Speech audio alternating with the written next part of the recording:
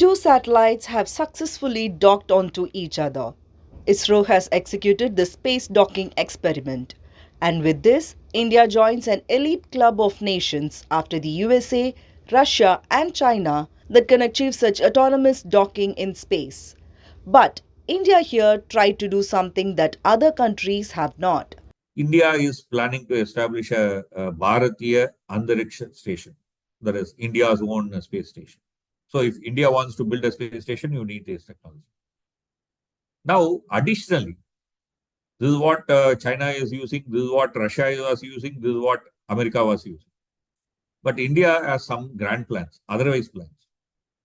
We know, for example, that India doesn't have a very powerful launch vehicle like China or America or Russia. We have only GSLV and PSLV, right? So with this GSLV and PSLV, if I want to go to moon, I can go.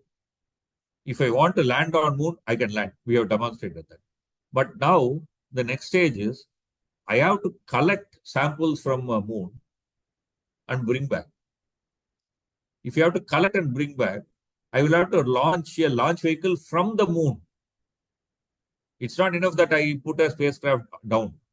I should put a launcher also over there. The launcher has to come up. The launcher has to come and to the lunar orbit, and from that lunar orbit, it has to come back to Earth.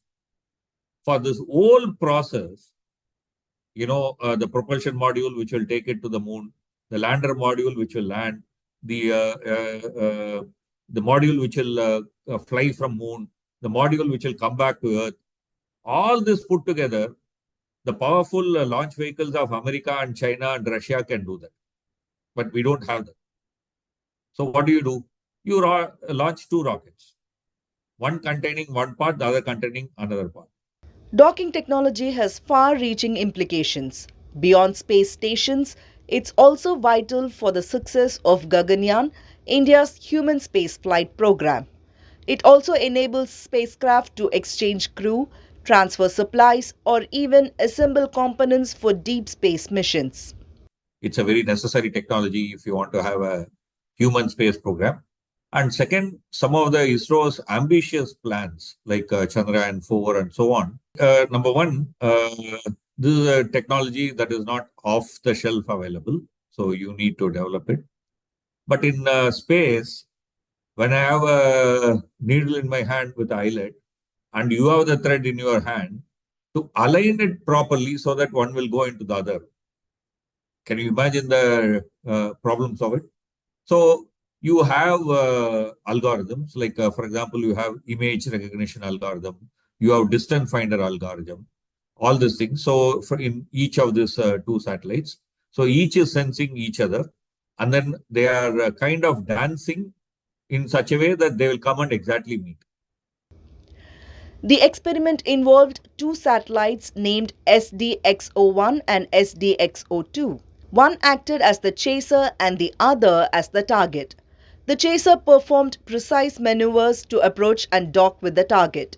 This docking happened in space using advanced guidance and control technologies. But docking is just a part. The ISRO will test another crucial task, which is the transfer of electrical power between the satellites.